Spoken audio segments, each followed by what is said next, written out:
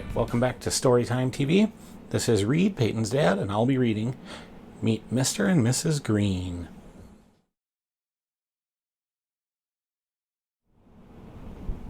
Camping. It was Saturday morning, it was sunny, and it was hot. Let's go camping, said Mrs. Green. Mr. Green had never been camping. He was excited. Life with Mrs. Green was full of adventure. We need a tent, said Mrs. Green. A big tent, said Mr. Green, with lots of room. We need sleeping bags, said Mrs. Green. And a pillow, said Mr. Green. Soft and fluffy pillows. We need food and water, said Mrs. Green.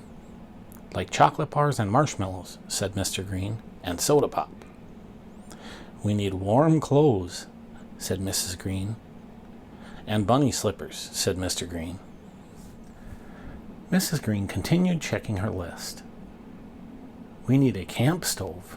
We need boots. We need a first aid kit. We need flashlights. We need matches. We need hats. We need a harmonica. Mr. Green was a musician. We need paints and paper. Mrs. Green was an artist. And we need a map. A map? Asked Mr. Green. We need a map? Yep, this map, said Mrs. Green.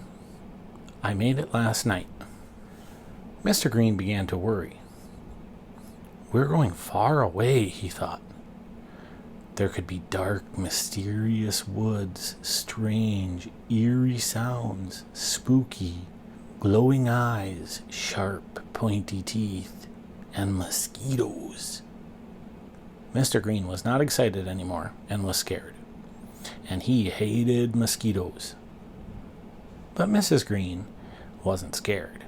She was ready to go.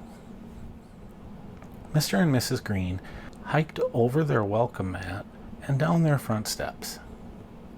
Past Mr. Marble's rock garden and his barking dog, Boulder, beside their favorite picnic spot, where Mr. Green once ate 6 watermelons, across Pollywog Bridge, the best fishing spot in town, around every pothole and dandelion in Shortcut Alley, and through a squeaky back gate that looked and sounded very familiar.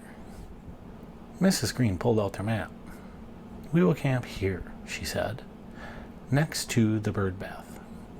Mr. Green looked closely at the map. He saw the path they had just traveled. It ended at their backyard. Their cozy, comfortable, beautiful backyard. Mr. Green was excited again. The grass around the bird bath was thick and soft. It was the perfect place to set up their tent. He would sleep like a salamander. After dinner, they crawled into their sleeping bags. Look at the moon, said Mrs. Green. It's like a giant marshmallow, said Mr. Green. He began to play his harmonica, but he fell asleep before finishing even one song. Mrs. Green felt happy. The sleeping bag was snugly. The stars were twinkling. The frogs were croaking, and best of all, Mr. Green was snoring loudly by her side. Next story is 100 Pancakes. I'm hungry, said Mr. Green. For pancakes? He licked his lips. Mr. Green had not eaten since his midnight snack. 100. Mr. Green loved to eat. His favorite meals were breakfast, lunch, and dinner. He loved to eat pancakes most of all. This morning I could eat 100 pancakes. Fat, flat, and round. Mrs. Green was surprised. Life with Mr. Green was full of surprises. Did you say 100? She asked. She knew Mr. Green could eat a lot. Once, at the movies, he ate 22 tubs of popcorn. But could he eat 100 pancakes? 100, said Mr. Green.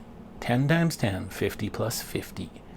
349 minus 237 divided by 2 plus 44 equals 100.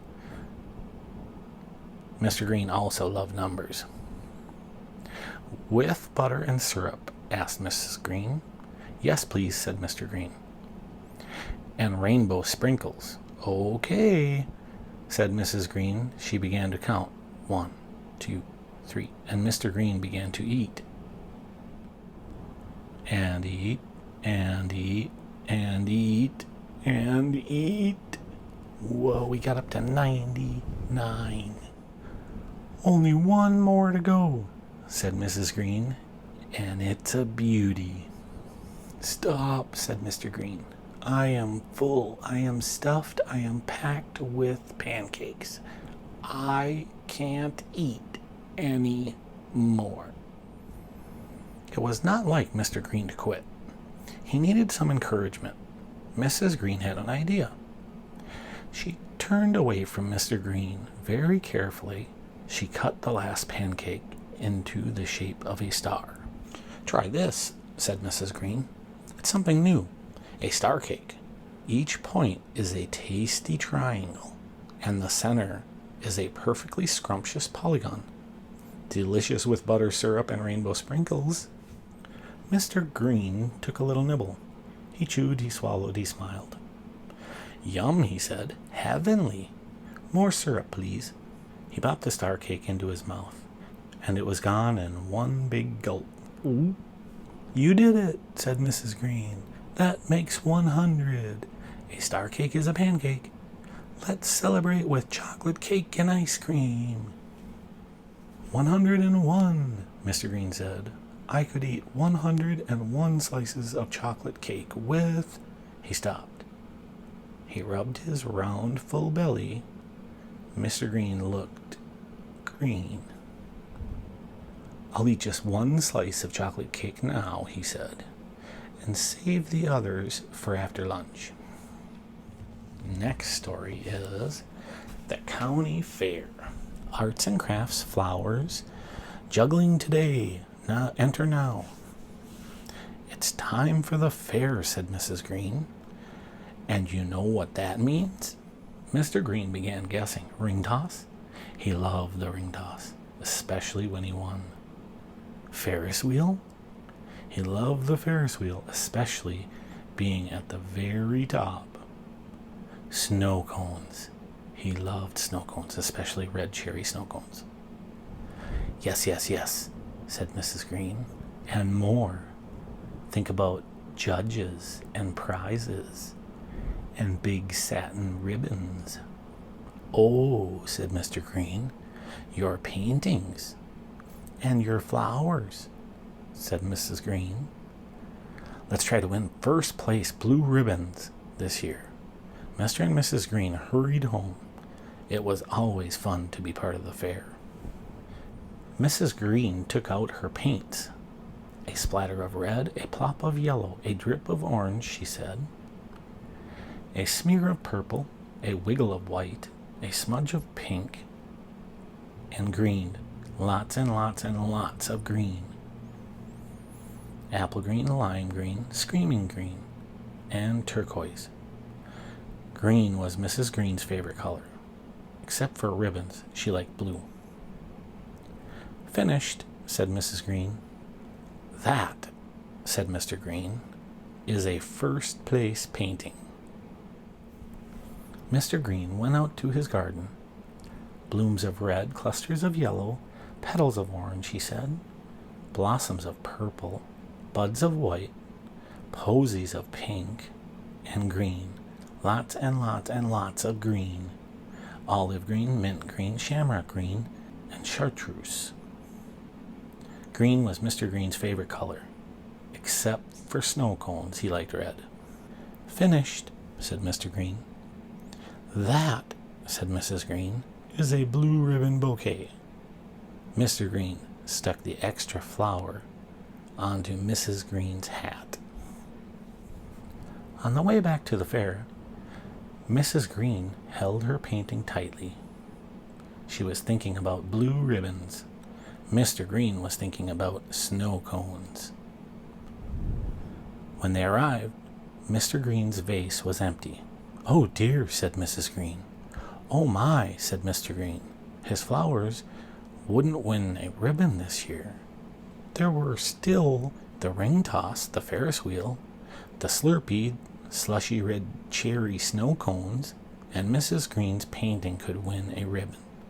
Mr. Green grabbed her hand, and they walked into the judge's tent. The judge looked closely at Mrs. Green. "Ah," he said, "the red radiant, the yellow yummy, the orange outstanding, the purple pleasing, the white wonderful, the pink perfect, and the greens all grand and glorious. Such beauty, such color, such shapes. Sensational." The judge pinned a blue ribbon on Mrs. Green's hat. "These are fabulous first-place flowers," he said.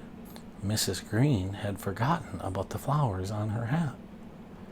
"And your painting," said the judge, "is a marvelous mountain masterpiece." He placed a blue ribbon on Mrs. Green's painting. Now she had not one but 2 blue ribbons. 2 big, beautiful blue ribbons. She turned to Mr. Green.